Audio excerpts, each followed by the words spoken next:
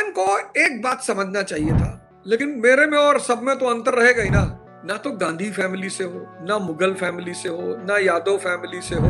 भाई अंजना दीदी ने ऐसे ही थोड़ी कहा था, कहा अभी मार के भेजो अभी। ये फिर दोबारा 2014 का लोकसभा का चुनाव ही नहीं लड़ा, बिना लड़े। दुखी भी हूं, शिक्षक आपस में लड़ रहे, अपना ही विनाश कर रहे हैं। दुखी हूं, हालांकि मैं जब फंसता हूं तो मेरा कोई मदद नहीं करता, मेरे पक्ष में कोई बोलता नहीं, लेकिन मेरे में और सब में तो अंतर रहेगा ही ना।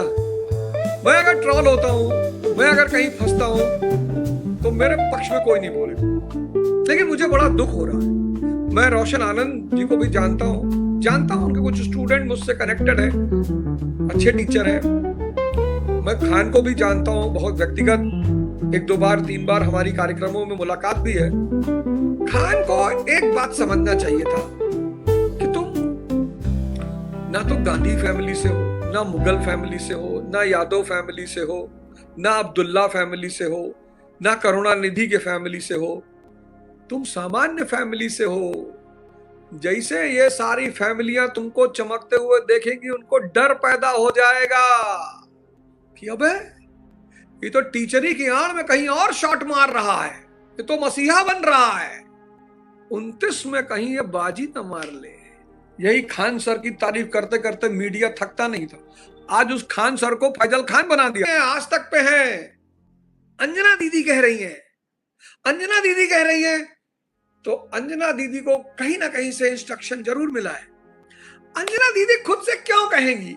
जब बाली ने सुग्रीव को मारा पटक पटक कर, बाली भाग के आए तो रामचंद्र जी से कहे कि भैया हम तो मर जाते, तुम क्या कर रहे थे? कहे यार तुम दोनों भाई की शक्ल एक जैसी, मैं कंफ्यूज हो गया। भगवान ने कहा फिर से जाओ, सुग्रीव ने कहा भाड़ में जाए, दोबारा जाए मार डालेगा। अरे बोले कोई बात नहीं, हम तुम्हारा दर्द बस दूर कर दे, तुम जाओ। तो भगवान ने सुग्रीव के शरीर पे हाथ फेरा, कहा जाओ, तुमको एक माला पहनाना है, जाओ, कोई दिक्कत नहीं, जाओ हम देख लेंगे, जाओ। तो सुग्रीव जब दोबारा पहुंचा बाली को ललकारने के लिए, तो जो बाली की पत्नी है तारा, उसने बाली को समझाया, कहा अभी मार के भेजो अभी। ये दोबारा इसकी औकात, ये दोबारा कैसे आ गया? पर जब नाश मनुष्य पे छाता है, पहले विवेक मर जाता है। मेरे कई शिक्षक मित्रों ने मुझे मैसेज किया, ओझा सर आप भी कुछ बोलिए। मैंने कहा तुम लोग बोल लिए ना, हमको थोड़े कह रही है, जिसको कह रही है वो बोले। समझना है, ये कोचिंग का मामला नहीं है। एक सामान्य परिवार का व्यक्ति बड़े बड़े सपने देख रहा है, और उसके वो सपने वो पुराने जो भूपति हैं, पुराने मठाधीश हैं, वो डिकोड कर रहे हैं, वो समझ रहे हैं कि कहां जा रहा है। खान की स्थिति मीर कासिम की हो गई। पकड़ लिया अंग्रेजों ने कि बेटा तुम्हारा जो महत्वाकांक्षा, तुम्हारी जो सपना है, वो हमको समझ में आ रहा है बेटा। हालांकि मेरी हार्दिक इच्छा है इस देश में जब भी कोई सामान्य परिवार का व्यक्ति उभरने की कोशिश करेगा, उसको दबा दिया जाएगा, और बहुत बुरी तरह। मैंने कहा ना, ऐसा नहीं कोई एक आदमी पीछे पड़ा होगा, जितने पुराने मठाधीश हैं सबको लगा होगा कि भैया एक हो जाओ, नहीं तो खत्म कर देगा ये।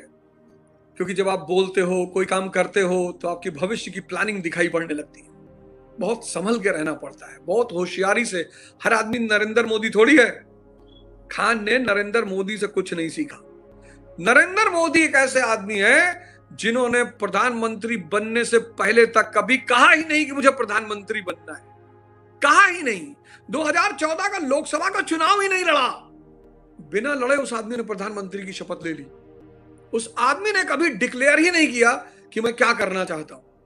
वो आदमी को अगर आप उसका चेहरा देखो, मुख्यमंत्री बनने से पहले उनकी आप फोटो देखो, उनका आप बिहेवियर देखो, एड़ा बन के रहते थे वो। मैं उनकी इस कला को सलाम करता हूं। उनको पता था कि अगर मैंने अपनी भावना को व्यक्त किया तो मैं बुरी तरह कुचल दिया जाऊंगा। आज 6 जून है, कॉकरोच जनता पार्टी जंतर मंतर पर अनशन करेगी।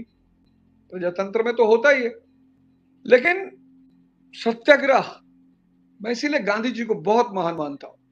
सत्याग्रह, सत्य के लिए आग्रह और अहिंसा हमारी सरकार है, उसको हमें बताना है कि साहब हम परेशान हैं। बस हमारा देश है, इसका एक भी पत्ता टूटेगा तो वो हमारा ही नुकसान होगा।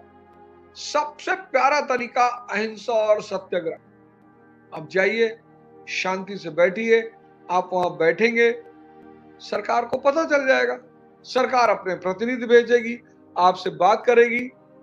सबसे प्यारा मार्ग है ये, क्योंकि जनता तो राजा है, और राजा को अगर कोई दिक्कत है तो राजा तो बताएगा, भाई हमें दिक्कत है। तो दिक्कत का बताने का तरीका क्या है? अनशन। जैसे घर में औरतें नाराज हुई तो कोप भवन में चली गई, तो कोप भवन में जाने का मतलब क्या है? कि वो नाराज है। ऐसे अनशन का तरीका क्या है? अनशन का मतलब क्या है? कि आप सरकार को बता रहे हैं कि साहब हम नाराज हैं। लेकिन अनशन का मतलब है अहिंसा और सत्याग्रह। अपने देश को नुकसान पहुंचाना, अपने देश की संपत्ति को नुकसान पहुंचाना, ये सब अनशन नहीं है, बिल्कुल नहीं है, एकदम नहीं है।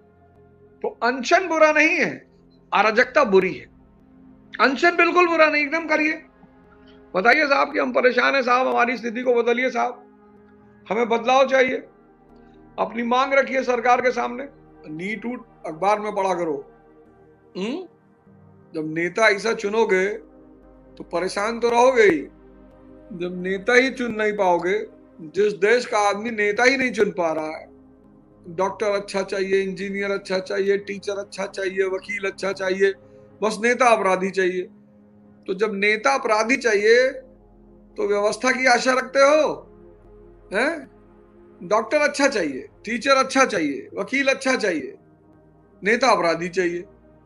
अबे जब नेता अपराधी चाहिए तो व्यवस्था की आशा रखते हो? अच्छा, जब अपराधी जीतेंगे तो सारी पार्टियां अपराधियों को ही टिकट देंगी, सामंतों को टिकट देंगी, दलालों को टिकट देंगी। तो पार्टियों को तो जीतना है, ऐसा कोई थोड़ी है एक पार्टी कर रही है, सभी कर रहे हैं। जो जीतेगा पार्टी उसी को टिकट देंगी। तो पार्टियों का काम क्या है? कि लोग जीते, सरकार बने। और जानती है जनता, भारत के राजनीतिक दल जाति देख के टिकट देते हैं व्यक्ति को, धर्म देख के टिकट देते हैं, जीत बाहुबल देख के टिकट देते हैं, क्योंकि वो जनता की मानसिकता जानते हैं, वो जनता की मानसिकता जानते हैं। तो जहां पर सामंत, बाहुबली, अपराधी, दलाल ये नेता होंगे, वहां तुम व्यवस्था की आशा रखे हो? वो तो तुम्हारा पेपर लीक हो गया तो तुम परेशान हो, नहीं होता तो तुम नहीं परेशान होते। जाओ सरकारी अस्पतालों की दशा देखो, कैसे लोग मर रहे हैं। जाओ सरकारी स्कूलों की दशा देखो, कैसे लोग जिंदगी जी रहे हैं। वो तो जब लोगों के ऊपर पड़ी तो लोग जिंदा हुए कि अरे भैया हम भी फंस गए, भैया भैया हमारे साथ भी बदतमीजी हो रही है। अंग्रेजों ने यही तो किया। 1765 में बंगालियों को मारा तो बंगाली रोने लगे। जब बंगालियों को मारा तो दक्षिण भारत वाले बड़े खुश थे। फिर 1799 में दक्षिण भारत वालों को भी मारा। फिर 1820 में मराठियों को मारा, 43 में सिंधियों को मारा, 48 में पंजाबियों को मारा, 56 में फिर अवध को मारा। तो 1857 में सब अपने गाल पे हाथ रख के खड़े हुए थे कि भाई साहब हमको भी मारा, भाई साहब मेरे साथ भी बदतमीजी की। तो सब एक हो गए, तो 1857 का विद्रोह हुआ। तो इस देश में तो आदमी इंतजार करता है ना कि मेरे साथ कब होगा। जहां पर नेता सामंत है, दलाल है, अपराधी है, बाहुबली है, वहां तुम व्यवस्था की आशा करोगे? बताओ, क्या फायदा बोलने से? क्या मतलब है बोलने से? क्या होगा बोल के? इस देश की व्यवस्था तब बदलेगी जब इस देश में आप वैसा नेता चुनेंगे जैसा आप डॉक्टर चुनते हैं, जैसा आप टीचर चुनते हैं, जैसा आप वकील चुनते हैं। जिस दिन ये व्यवस्था होगी तभी इस देश की व्यवस्था सुधरेगी। किसी मुद्दे पे बोलने से कुछ नहीं होगा।